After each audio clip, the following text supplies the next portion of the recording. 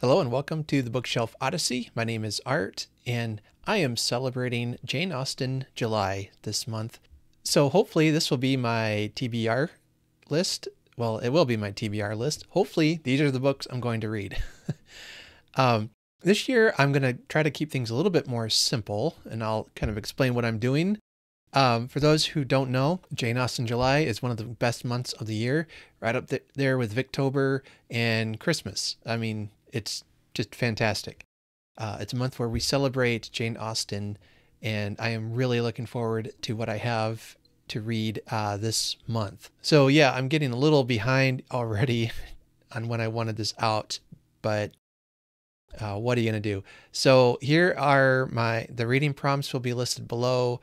All the information you need to know about what Jane Austen July is, all the original hosts, all that will be linked in the show notes. So just real quick, getting on here to share my TBR as we kick things off this month. The first is to read one of Jane Austen's main 6 novels.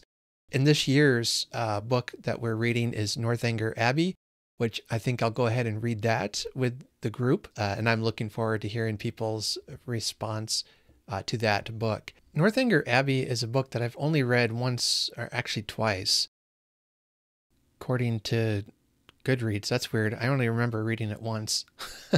And I'm still not sure I could tell you the exact plot. It's definitely not one of my favorite Austen, but I want to give it another chance. It's been a few years since I've read it. What the story is about is, according to its description, it says a wonderfully entertaining coming-of-age story, and it is often referred to as Jane Austen's Gothic parody.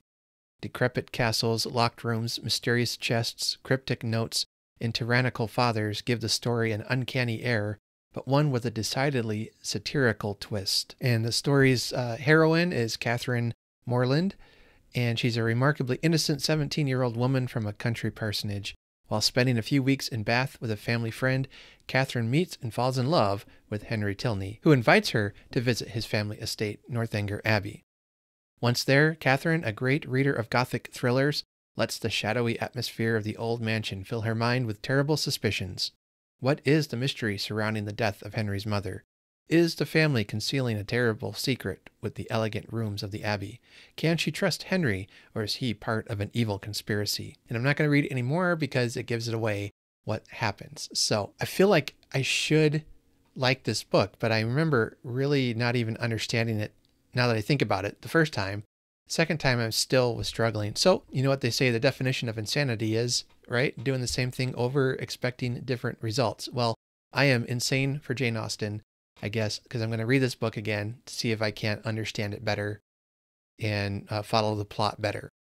But I'm looking forward to hearing people's response and reactions to this book and to see what you think. So that's the main prompt, and really the only prompt you need to fulfill to be participating in Jane Austen July is read something by Jane Austen, and I will happily do that. The second prompt is to read something by Jane Austen that is not one of her 6 main novels.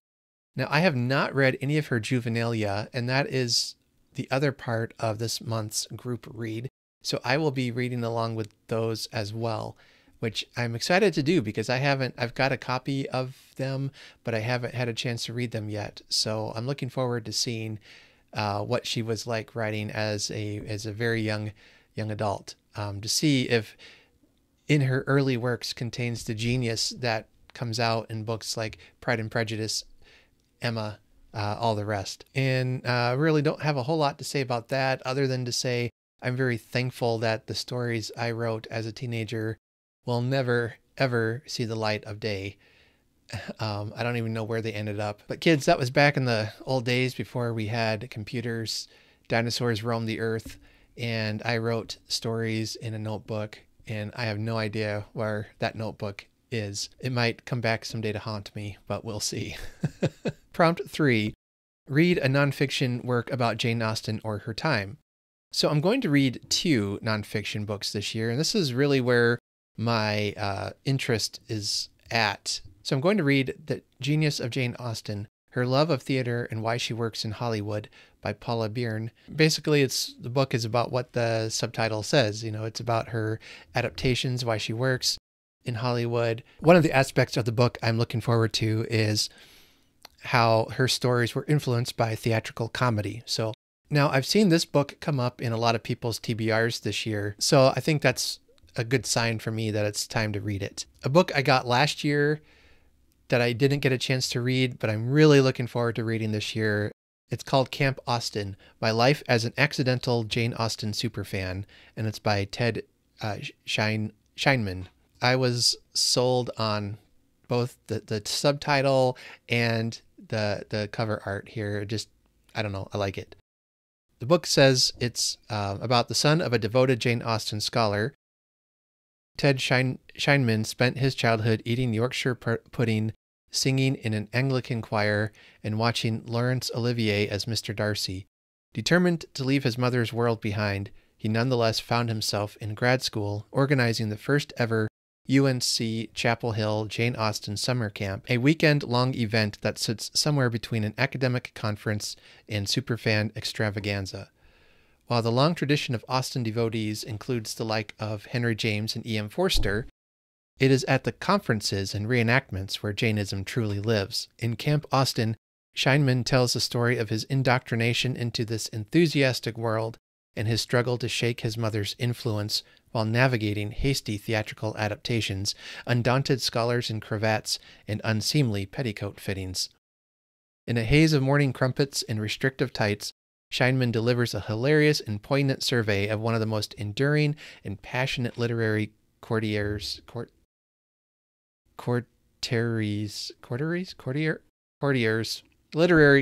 in history, combining clandestine journalism with frank memoir, academic savvy with insider knowledge. Camp Austen is perhaps the most comprehensive study of Austen that can also be read in a single sitting. Brimming with stockings, culinary etiquette, and scandalous dance partners, this is a summer camp like you've never seen it before. And the book is only 160 pages long. It sounds just like the kind of memoirs I like to read, which often are like the author's journey with discovering who the author is, not so much just a blow-by-blow account of the author themselves. But also what appealed to me is that it's a book praising Jane Austen, but it's written by a man. Now, obviously, I have no problem with women authors, but I just feel like more men need to realize the genius of Jane Austen. I think that we tend to dismiss her as a writer for women or women's stories, or because she's a woman, she's then very frivolous. That's just not my imagination. I mean, I've had guys tell me that they don't read Jane Austen because she's a woman and she writes romantic comedies and therefore cannot be considered serious literature. And those people are no longer my friends. Okay. I will fight to the death about the genius of Jane Austen. So don't cross me on this. All right. But anyway, Ted sounds like he might be a kindred spirit with me. I'm looking forward to seeing what his book is all about. So I'll be reading that later on in the month, but I'm really excited to get to that book. I think that's the one I'm looking forward to the most this year. Prompt number 4 is to read a retelling of a Jane Austen book or a work of historical fiction set in Jane Austen's time. I am hoping to read Book 3 in the Jane Austen murder mystery series written by Tirzah Price, and it's called Manslaughter Park. The other 2 books that take place in this series are Pride and Premeditation and Sense and Second Degree Murder. And basically what she does is she does a retelling of the original Jane Austen novel with a mystery twist to it. So Sense and Second Degree Murder, you have the Dashwood sisters trying to solve their father's murder.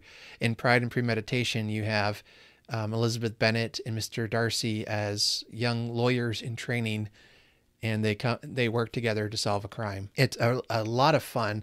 This year, she has a new book coming out just now, in fact, and it's called Manslaughter Park. And what I'm excited about is Tirzah Price is going to be at the Barnes & Noble in Sioux City, which is only about an hour and a half away from me. So I'm actually hoping to drive up to meet her and get a copy of her book. She was a guest on my podcast last year, and I believe it was for Jane Austen July. I didn't plan so well ahead this year to have Jane Austen related podcast episodes, so you'll have to forgive me on that. But I'm really hoping to get a chance to meet her and get a copy of this book and read it. And then I could actually scratch off something off my bucket list too by having a chance to meet an author whose work I enjoy in person. So that will be pretty neat. But if I don't get a chance to get up there, or I don't get the book in time, I'll probably just reread Pride and Premeditation. I might just do that anyway. This is a really good series. I really enjoyed it. It's like reimagining Jane Austen novels as a cozy mystery, murder mystery. I don't know. Yeah, it does what it says it does. It's really good. Or prompt 5 is to read a book by a contemporary of Jane Austen, published between 1775 and 1817. I'm really struggling with this one, and I'm not sure I'll be able to do a prompt. I'm not finding anything that's really striking my fancy. With the exception of Jane Austen, I haven't really enjoyed the books I've read that have been set during that time period. I guess it's the Edwardian time period. So if you have any recommendations, let me know. I haven't read a lot of them. So what I might end up doing instead, and this is something I've done before, is I will just do some other reading, some of my normal TBR reading, but I'll pick only female authors from my list this month. So they're not necessarily contemporaries of Jane Austen, but they are, I guess, just to help promote female writers, female authors, and their work. I will try to focus more on female authors this year, or this month, instead of male authors. And I've done that before, and I've really enjoyed that, because I have found that if I'm not careful, my reading tends to be very unbalanced, and I need to kind of make an effort and make to be looking for a little more diversity in my reading. And I usually do that in Jane Austen July anyway, or at least pick a month out of the year where I try to focus on that. And that's been very beneficial to my reading. Prompt 6 is watch a direct screen adaptation of a Jane Austen book. I might just have to do Emma again. I did Emma last year. I think last year I watched the new Emma adaptation, which I really, really enjoyed. That was good. The dance scene between her and Mr. Knightley was hot. I mean, HAWT, capital letters, period. That was amazing. That was a adaptation that brought some modernization to the story without, in my opinion, sacrificing to the point of sacrilege the story itself, which we all know what happened with Persuasion last year. That's the film of which we do not speak. We will put that in the bin right next to Jude the Obscure, at least for Kate Howe, right? But that Emma did it so well. For instance, that dance scene is smoking hot. It's filmed almost like a love scene, and it's that same idea that is it the Keira Knightley Pride and Prejudice understood when Mr. Darcy and Elizabeth Bennet touch hands and he walks away. He's like flexing his hand. You know, his hand is tingling because they touched. To us, that seems like nothing, but back then, that was very intimate contact. And, you know, they get that, and then they're able to portray that in a modern way, but still seeing it as the Victorians or the Edwardians would have at that time period. So, yeah, very well done. Very well done. But my favorite of Emma is the Gwyneth Paltrow version. I absolutely love it. I've watched it so many times over the years. I could probably quote it. In fact, I quote it often throughout the year. It's been a few years, I think, since I've watched it, though. However, I might like to watch the miniseries of Emma. I hear it's really good. I haven't seen it yet, so I have some options available to me. I probably won't watch all three. That might be a little bit overkill, but it's going to be one of those three. And actually, now that I say this all out loud, I might be leaning towards watching the miniseries, just because I haven't seen it before. So so stay tuned. I'll keep you informed as to what I'll be watching. And then number 7 is watch a modern screen retelling of a Jane Austen book. I have found great luck watching YouTube serials that were made that were updating Jane Austen stories, such as the Lizzie Bennet Diaries or Emma Approved. Those two are fantastic. You'll probably hear a lot of booktubers singing their praises. Trust me, they don't oversell it. These are really good adaptations. Again, a good modern adaptation with an understanding and respect for the original source material. I think Katie at Books and Things, or maybe another channel, had mentioned that there were some newer or new to them Jane Austen serials that I thought would sound interesting to watch.